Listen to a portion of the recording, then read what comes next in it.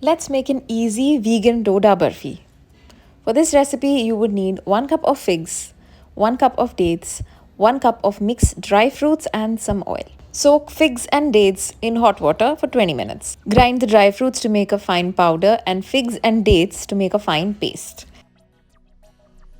Now, to get started, we'll heat some oil in a pan and then add the date and fig mixture to it.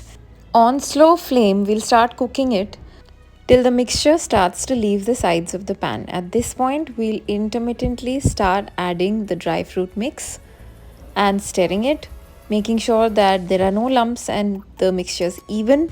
We'll again cook it for 5 to 7 minutes till it completely leaves the sides of the pan.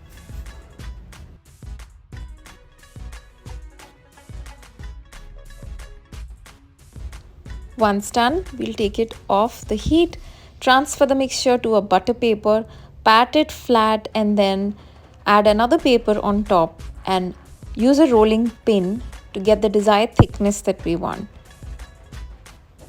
We'll place the mixture at this point in the refrigerator for about 30 minutes to cool down. Take it out and cut it into desired shape.